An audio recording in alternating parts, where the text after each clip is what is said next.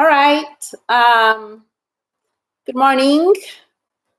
I hope I get a message from anyone that is listening to me to see if this is going. Jolie, Jack, Ethan, and okay.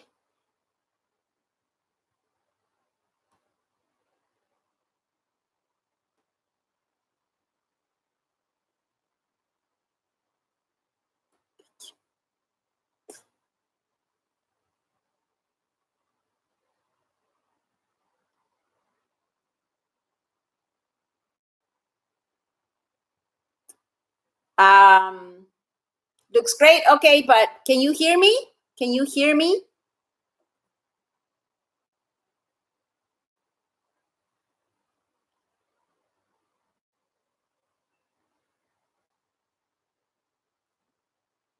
All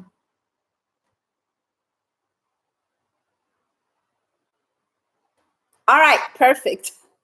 Okay, being the first time, not bad. So I will start right now. It is 11:30.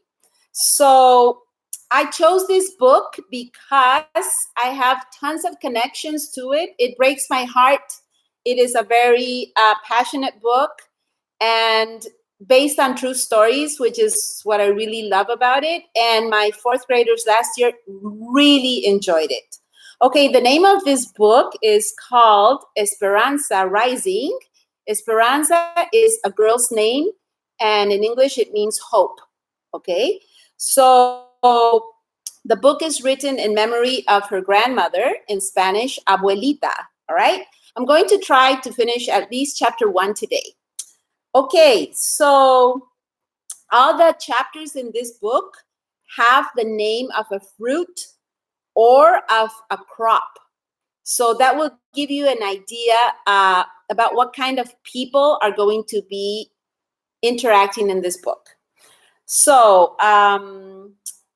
the setting of this book is in Aguas Calientes, Mexico. It is a city in the country of Mexico. Back in 1924, our land is alive, Esperanza, said Papa, taking her small hand as they walked through the gentle slopes of the vineyard.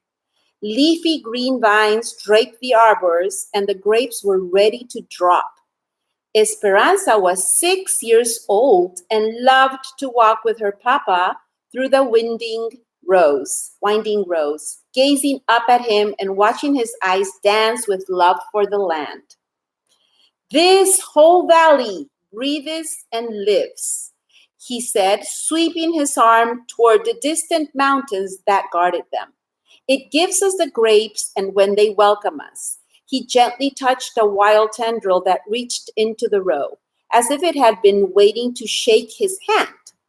He picked up a handful of earth and studied it. Did you know that when you lie down on the land, you can feel it breathe? That you can feel its heart beating? Papi, I wanted to feel, she said. Come. They walked to the end of the row, where the incline of the land formed a grassy swell. Papa lay down on his stomach and looked up at her, patting the ground next to him. Esperanza smoothed her dress and knelt down. Then, like a caterpillar, she slowly inched flat next to him, their faces looking at each other. The warm sun pressed on one of Esperanza's cheeks and the warm earth on the other. She giggled. Shh, he said. You can only feel the earth's heartbeat when you are still and quiet. She swallowed her laughter and after a moment said, I can't hear anything, papi. Aguántate tantito y la fruta caerá en tu mano, he said, meaning, wait a little while and the fruit will fall into your hand. You must be patient, Esperanza. She waited and lay silent, watching Papa's eyes. And then she felt it. Softly at first, a gentle thumping, then stronger, a resounding thud, thud, thud against her body. She could hear it too, the beat rushing in her ears. Shwomp, shwomp, shwomp. She stared at Papa, not wanting to say a word, not wanting to lose the sound, not wanting to forget the feel of the heart of the valley.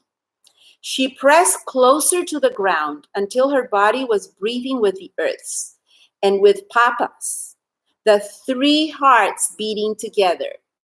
She smiled at Papa, not needing to talk, her eyes saying everything. And his smile answered hers, telling her that he knew she had felt it. 6 years earlier, 6 years later, the name of this chapter is Las Uvas, the grapes. Papa handed Esperanza the knife. The short blade was curved like a scythe, its fat wooden handle fitting snugly in her palm. This job was usually reserved for the eldest son of a wealthy rancher, but since Esperanza was an only child and Papa's pride and glory, she was always given the honor. Last night, she had watched Papa sharpen the knife back and forth across the stone, so she knew the tool was edged like a razor. Cuídate los dedos, said Papa. Watch your fingers. The August sun promised a dry afternoon in Aguascalientes, Mexico. Everyone who lived and worked on El Rancho de las Rosas was gathered at the edge of the field. Esperanza's family, the house servants in their long white aprons, the vaqueros, already sitting on their horses, ready to ride out to the cattle, and 50 or 60 campesinos, straw hats in their hands, holding their own knives ready. Can you guess what vaqueros and campesinos are by the description? On horses, men on horses, and campesinos, these men with hats on the fields? Make a guess. They were covered top to bottom in long-sleeved shirts, baggy pants tied at the ankles with string and bandanas wrapped around their foreheads and necks to protect them from the sun, the dust, and the spiders. Esperanza, on the other hand, wore a light silk dress that stopped above her summer boots and no hat. On top of her head, a wide satin ribbon was tied in a big bow, the tail trailing in her long black hair. The clusters were heavy on the vine and ready to deliver. Esperanza's parents, Ramona and Sixto Ortega, stood nearby. Mama, tall and elegant, her hair in the usual braided wreath that crowned her head. And Papa, barely taller than Mama, his graying mustache twisted up at the sides. He swept his hand toward the grapevines, signaling Esperanza.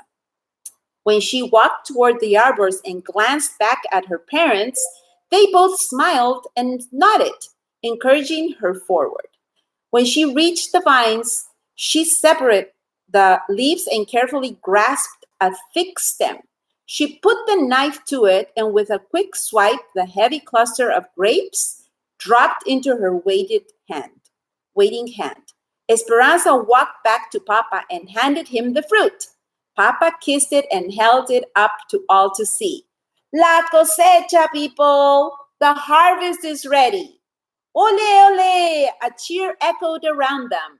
The campesinos, who were the field workers, spread out over the land and began to task of reaping the fields. Esperanza stood between Mama and Papa, and her arms linked to theirs, and admired the activity of the workers. Papi, this is my favorite time of the year, she said, watching the brightly colored shirts of the workers slowly moving among the arbors.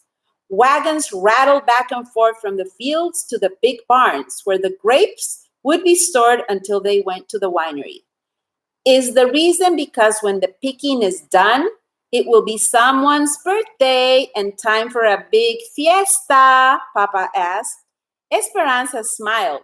When the grapes delivered their harvest, she always turned another year. This year, Esperanza would turn 13. The picking would take 3 weeks, and then, like every other year, Mama and Papa would host a fiesta for the harvest and for her birthday. What is a fiesta? Good question. Fiesta. What do you do on your birthdays? Can you guess? What fiesta, guys? So, Marisol Rodriguez, her best friend, would come with her family to celebrate at the fiesta. Anybody fiesta? Her father was a fruit rancher and they lived on the neighboring property.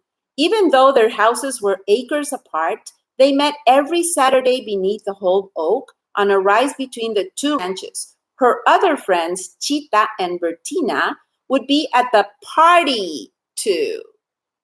Yes, party, correct.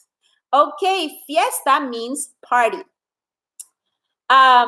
Their classes at St. Francis didn't start again until after the harvest, and she couldn't wait to see them. When they were all together, they talked about one thing, their quinceañeras, the presentation parties they would have when they turned. How many years old do you think was the biggest party for girls? Any guesses?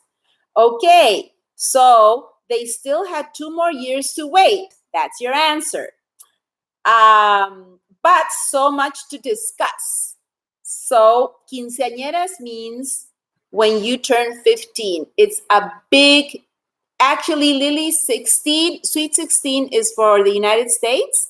But in Latin America, Mexico down, usually girls celebrate their 15-year-olds as the biggest party, 15, all right? So they wear these beautiful white gowns and the big celebrations where they would be presented and the sons of the richest families who would dance with them. After their quinceañeras, they would be old enough to be courted, marry, and become las patronas. The heads of their households are patronas, rising to the positions of their mothers before them.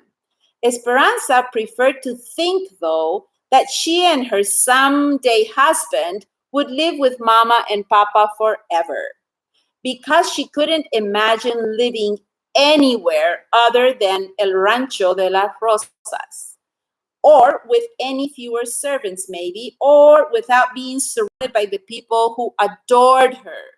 Esperanza was adored by all that big family she had. It had taken every day of 3 weeks to put the harvest to bed, and now everyone anticipated that celebration. Esperanza remembered Mama's instructions as she gathered roses from Papa's garden. Tomorrow, bouquets of roses and baskets of grapes on every table. Papa had promised to meet her in the garden, and he never disappointed her. She bent over to pick a red bloom, fully opened, and prickled her finger on a vicious thorn. Ouch! Big pearls of blood pulsed from the tip of her thumb, and she automatically thought, oh, bad luck. She quickly wrapped her hand in the corner of her apron and dismissed the premonition. She decided not to think about it. Then she cautiously clipped the blown rose that had wounded her. Looking forward to the horizon, she saw the last of the sun disappear behind the Sierra Madre. Darkness would settle quickly, and a feeling of uneasiness and worry nagged her. Where was Papa? He had left early that morning with the vaqueros to work the cattle, and he was always home before sundown, dusty from the mesquite grasslands and stamping his feet on the patio to get rid of the crusty dirt on his boots. Sometimes he even bought beef jerky that the cattleman had made, but Esperanza always had to find it first, searching his shirt pockets while he hugged her. Tomorrow was her birthday. and she knew that she would be serenaded at sunrise. That's another cultural thing in Mexico. The serenades for your birthday. People sing for you in early morning. Papa and the men who lived on the ranch would congregate below her window, the rich, sweet voices singing Las Mañanitas, the birthday song. She would run to her window and wave kisses to Papa and others. Then downstairs she would open her gifts. She knew there would be one more porcelain doll from Papa. He had given her one every single year since she was born. And Mama would give her something she had made, linens, camisoles, or blouses embroidered with her beautiful needlework. The linens always went into the trunk at the end of her bed for algún día, maybe someday. Esperanza's thumb would not stop bleeding. She picked up the basket of roses and hurried from the garden, stopping on the patio to rinse her hand in the stone fountain. As the water soothed her, she looked through the massive wooden gates that opened onto thousands of acres of Papa's land. Esperanza strained her eyes to see a dust cloud that meant riders were near and that Papa was finally home. But she saw nothing. In the dusty light, she walked around the courtyard to the back of the large adobe and wood house. There she found Mama searching the horizon too. Mama, my finger, an angry thorn stabbed me, said Esperanza. Bad luck, said Mama, confirming the superstition, but she kind of half smiled. They both knew that bad luck could mean nothing more than dropping a pan of water or breaking an egg. Mama put her arms around Esperanza's waist, and both set their eyes swept over the corrals, stables and servants' quarters that sprawled into the distance.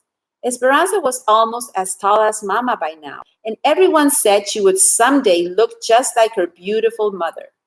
Sometimes, when Esperanza twisted her hair on top of her head and looked in the mirror, she could see that it was almost true. There was the same black hair, wavy and thick, same dark lashes and fair creamy skin, but it wasn't precisely Mama's face, because Papa's eyes were there too, shaped like fat brown almonds. He is just a little late, said Mama, and part of Esperanza's mind believed her, but the other part scolded him. Mama, the neighbors warned him just last night about bandits. Mama nodded and bit the corner of her lip in worry. They both knew that even though it was 1930 and the revolution in Mexico had been over for years, there was still resentment against the large landowners. Change has not come fast enough, Esperanza. The wealthy still own most of the land, while some of the poor have not even a garden to plot. There are cattle grazing on the big ranches, yet some peasants are forced to eat cats. Oh, Papa is sympathetic and has given land to many of his workers. The people know that. But Mama, do the bandits know that? I hope so, said Mama quietly.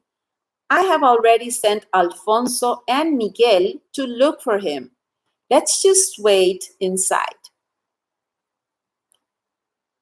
Yeah, cats for the poor, that's not. Tea was ready in Papa's study, and so was Abuelita. Come, mi nieta, come, my granddaughter, said Abuelita. Who is Abuelita? Guess what the word is in English? Holding up yarn and crochet hooks. I am starting a new blanket and will teach you the zigzag. Esperanza's grandmother, yes, the grandma, exactly. Abuelita is grandmother. Abuelita lived with them and was a smaller, older, more wrinkled version of Mama. She looked very distinguished, wearing a respectable black dress, the same gold loops she wore in her ears every day, and her white hair pulled back into a bun at the nape of her neck.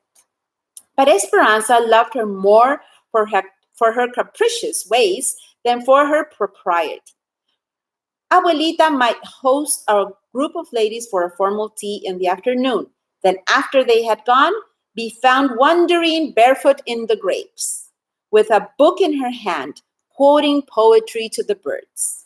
Although some things were always the same with Abuelita, the lace-edged handkerchief peeking out from beneath the sleeve of her dress, others were surprising. A flower in her hair, a beautiful stone in her pocket, or a philosophical saying salted into her conversation.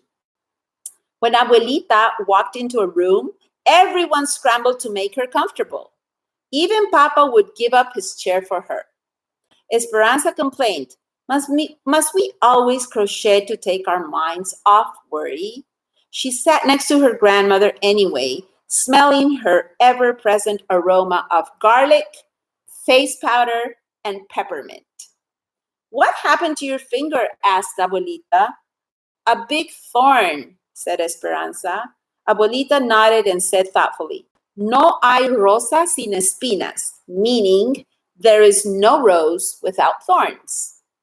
Esperanza smiled, knowing that Abuelita wasn't talking about flowers at all, but there was no life without difficulties, would you agree? She watched the silver crochet needle dance back and forth in her grandmother's hand. When a strand of her hair fell into her lap, Abuelita picked it up and held it against the yarn and stitched it into the blanket. Esperanza, in this way, my love and good wishes will be in the blanket forever. Now watch. 10 stitches up to the top of the mountain. Add 1 stitch, 9 stitches down to the bottom of the valley. Skip 1. Esperanza picked up her own crochet needle and copied Abuelita's movements and then looked at her own crocheting. The tops of her mountains were lopsided and the bottoms of her valley were all bunched up. Abuelita smiled, reached over, and pulled the yarn, unraveling all the Esperanza's rows. Do not be afraid to start over, she said. Esperanza sighed and began again with 10 stitches. Softly humming, Hortensia, the housekeeper, came in with a plate of small sandwiches. She offered one to Mama. No, thank you, said Mama. Hortensia set the tray down and brought a shawl and wrapped it protectively around Mama's shoulders. Esperanza couldn't remember a time when Hortensia had not taken care of them. She was a Zapotec Indian from Oaxaca, with a short, solid figure, a blue-black hair in the braid down her back. Esperanza watched the two women look out into the dark and couldn't help but think that Hortensia was almost the opposite of Mama. Don't worry so much, said Hortensia. Alfonso and Miguel will find him. Alfonso, Hortensia's husband, was el jefe, the boss, of all the field workers, and Papa's compañero, his close friend and companion, Papa's buddy, his compañero. He had the same dark skin and small stature as Hortensia, and Esperanza thought his round eyes, long eyelids, and droopy mustache made him look like a forlorn puppy. He was anything but sad, though. He loved the land as Papa did, and it had been the two of them working side by side who had resurrected the neglected rose garden that had been in the family for generations. Alfonso's brother worked in the United States, so Alfonso always talked about going there someday. But he stayed in Mexico because of his attachment to Papa and El Rancho de las Rosas. Miguel was Alfonso and Hortensia's son, and he and Esperanza had played together. They were babies. At 16, he was already taller than both of his parents. He had their dark skin and Alfonso's big sleepy eyes and thick eyebrows that Esperanza always thought would grow into one. It was true that he knew the farthest reaches of the ranch better than anyone. Since Miguel was a young boy, Papa had taken him to parts of the property that even Esperanza and Mama had never seen. When she was younger, Esperanza used to complain, "Why does he always get to go and not me?" Papa would say, because he knows how to fix things and he is learning his job. Miguel would look at her, and before riding off with Papa, he would give her a taunting smile. But what Papa said was true too. Miguel had patience and quiet strength and could figure out how to fix anything, plows and tractors, especially anything with a motor. Several years ago, when Esperanza was still a young girl, Mama and Papa had been discussing boys from good families whom Esperanza should meet someday. She couldn't imagine being matched with someone she had never met, so she announced, "I am going to marry Miguel." Mama had laughed at her and said, "You will feel differently as you get older." "No, I won't," Esperanza had said stubbornly. But now that she was a young woman, she understood that Miguel was a housekeeper's son and she was the ranch owner's daughter. And between them ran a deep river. Esperanza stood on one side and Miguel stood on the other, and the river could never be crossed. In a moment of self-importance, Esperanza had told all of this to Miguel. Since then, he had spoken only a few words to her. When their paths crossed, he nodded and said politely, "Mi reina, my queen," but nothing more. There was no teasing or laughing or talking about every little thing. Esperanza pretended not to care, though she secretly wished she had never told Miguel about the river. Distracted, Mama paced at the window, each step making a hollow tapping sound on the tile floor. Hortensia lit the lamps. The minutes passed into hours. "I hear riders," said Mama, and she ran for the door.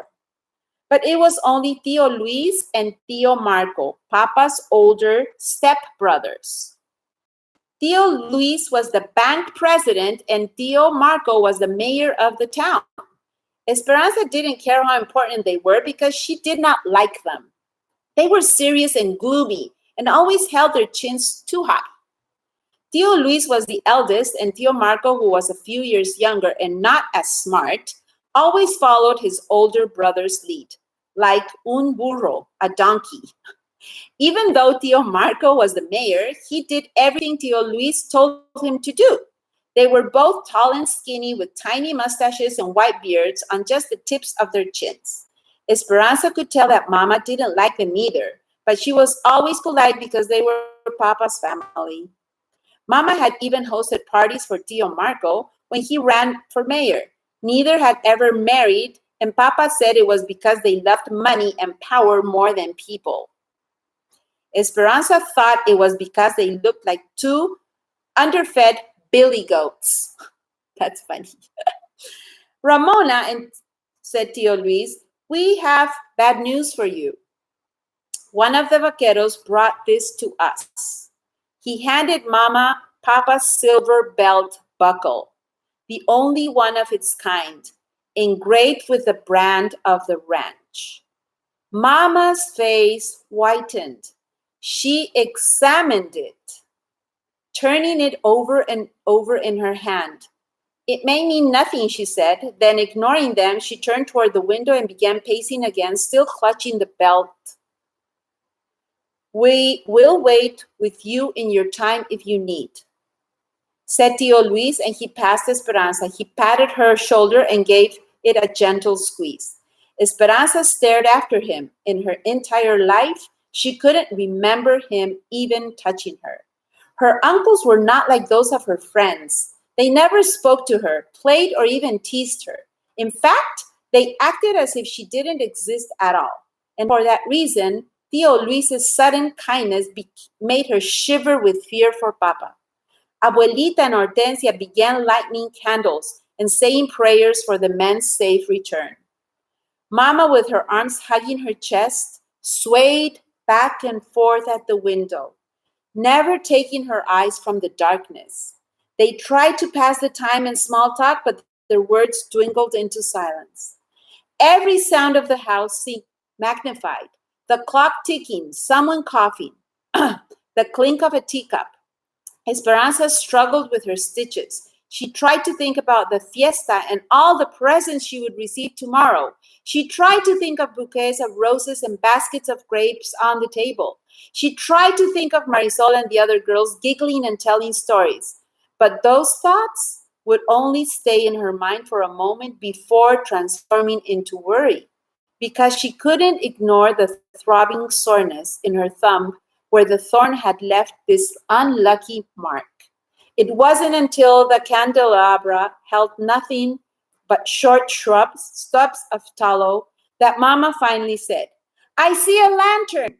Someone is coming."